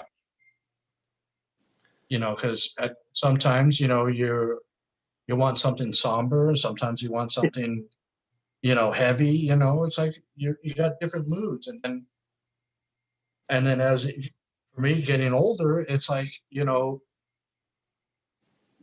there I think I got more moods now in my mid 50s than I did in my mid 20s or my mid 30s. I mean, That's funny. I think I'm more how you say more three-dimensional now than I was back then at two and one-dimensional. In my 20s I was very one-dimensional on what my music tastes were. It's like Right. if it wasn't that thrash metal, I wouldn't listen to it. I didn't even listen at that time to stuff like Led Zeppelin or any of those classic hard rock bands, Right. because they weren't fast enough, they weren't heavy enough, and it's like, and now that I'm older and I got that 3 dimension, I can say, okay, yeah, I want something fast and heavy right now, but maybe in an hour, I want something, acoustic, Yeah. Well, and you to know, me, it's funny. I totally understand. And like, I still love a lot of heavy stuff, but your comment about death metal, it's funny because I love Meshuggah. Super heavy, aggressive band. I love what they do. Don't get me wrong. They're one of my favorite bands, but I can only listen to them for a short period of time. And, I don't listen to them every day. But man, when I think about those guys and all these other really heavy bands that, I mean, they're in their 50s now, it's not like they're in their 20s, but getting up on stage and playing 2+ hours of that heavy nonstop music every single night. I don't know how those bands do it. You've got to be dedicated to playing aggressive, heavy, angry music, and right. to me, it's like, I could get into that, but to do that every single night, it's almost like, that's why with the music I write, it goes through the whole range, right? Because I can't focus on just writing, 10 heavy songs. I can't do it. It's got to have variation even within the same song most of the time, right? Right. It's just, yeah, it's just, I appreciate the bands that do that and do it well. I just couldn't do it. I couldn't operate that way. Yeah, and then for a listener such as myself, I mean, in your 20s, you can listen to that kind of a barrage of, like a wall of sound thing coming at you, every second of every minute, of their music, and it's like, but then as older, it's like you want a variation in things. You don't want just. I mean, I kind of also put that thing as in movies. You need it to build up to that momentum, Right. and then for it to relax you. But it like for instance, a horror movie. If you've got from the get-go, or an action movie from the get-go, they're like right in your face. Right. It's like forget about it. It's like, what are you going to do? Okay, 15 minutes in. Now, what are you going to do for the remainder, the hour and a half? Yeah. What can you do? You haven't built it up. You just basically, we revealed everything for you at the beginning, and that's it. Yeah, I equate That's like music and movies like that. It's almost like a light switch. You flick it on, and there's one intensity throughout the whole thing, and then the light switch turns off, and then it's the next song. The light switch goes back on, right? It's on or off, and yeah, I have a hard time with that, unless and sometimes I'm in the mood for that, but I right. can't keep that up for too long, right? Oh It's yeah, a little exhausting. yeah. You just need variation in whatever it is, music or movies. You need something, a variation in that, Absolutely. and I mean, that's what keeps stuff interesting. And I like how what they're calling the slower movies that take a while they call them slow burns, and it's Right. like, I don't know that. I just call them, those are classic movies because they've taken their time to set everything, the scene and the storyline. They're setting it all up for you, and that's why that's why when it comes to scary movies, I like the directors that employ, uh, how Alfred Hitchcock used to do it, where it's like he would give you plain, average American family, or an average family, and then all of a sudden, it's going through the day-to-day dramas, and then all of a sudden, the Yeah. scare moment, it's like where it comes completely out of left field. And that's what I kind of like on some music. It's like all of a sudden it's like you're hearing something, and then all of a sudden something happens, and like, all of a sudden you got to pay attention to, okay, I wasn't maybe paying attention to those first 2 minutes of that song, but then when they did that, I was like, you know, and there's a lot of that, that I find in your the at war stuff, um, that it doesn't, you don't, there's comfort zones in it, but then you take the audience out of there, but then Yeah. you return them back to a comfort zone. Maybe not the original one that they were in, but it's almost like it's like, okay, I'm going to take you to the edge, but you're not going over. Right. I'm not gonna tell you when I'm gonna take you to the edge, but we're gonna go. And that's what I like on a lot of progressive rock music. Edge, or even the progressive metal music. They take you to the edge. Yes. Um, It's fun taking people to the edge. and My brother-in-law to the edge, and he said he was scared of my music the first time he heard it. And I think yeah, I got him a little worried when he first heard my music. So it can, depending on who's yeah, listening to it, it can make people a little uncomfortable if they're not used to, hearing certain things, I guess. right. Well, is there anything else you want to mention about, the music? I'm gonna put the links down for Fiction Flowers down below. But Thank is you. there anything else? Is there anything that you're gonna be that's coming out, maybe this year or next year that want people to look out?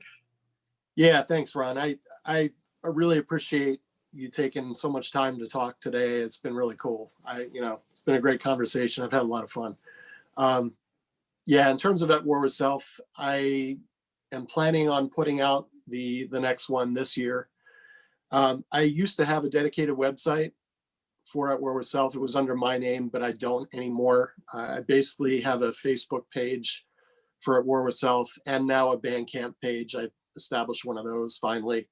Like I said, I'm bad at promotion, but I'll send you the links for those. And yeah, I have a feeling the next one may just be digital as well, but I need to think about that and what I want to do with it. But yeah, that'll be coming out later this year. The Fiction Flowers just came out, last week. So that's brand new, and that's on Bandcamp and Spotify. I am on Spotify as well. So yeah, if anybody wants to check out At War with Self or Snelwar-Smith on Spotify and or Bandcamp, that would be very, very cool. Yeah, I'll put the links, especially for the Bandcamp and your Facebook page down below. And they could, the Spotify thing, since that's pretty universally known of how to get to there. Yeah. I could put those links down there too, but I want to concentrate on where you're getting the money or the exposure. Yeah, let's not promote Spotify more than we need to. All right. Well, I want to say thank you for taking the time out of your schedule to talk with me. And I'm sorry we got it on a little later, but life happens. Absolutely.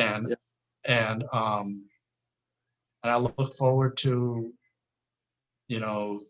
new music from you, and and in the meantime I'll be listening to what you have out now, and I really would recommend people check out your At War with Self, and then also the Snelwar-Smith stuff. The two different kind of stuff out there, but you get to hear what you're all about, kind of like two sides of the coin, so to speak. Yes, I am at war with myself. So, thank you, Ron. You're awesome. It's great to finally get a chance to talk to you, and I appreciate you and what you do. Okay, thank you very much, and I'll talk with you soon. All right, sounds good. All right, see you later. See ya.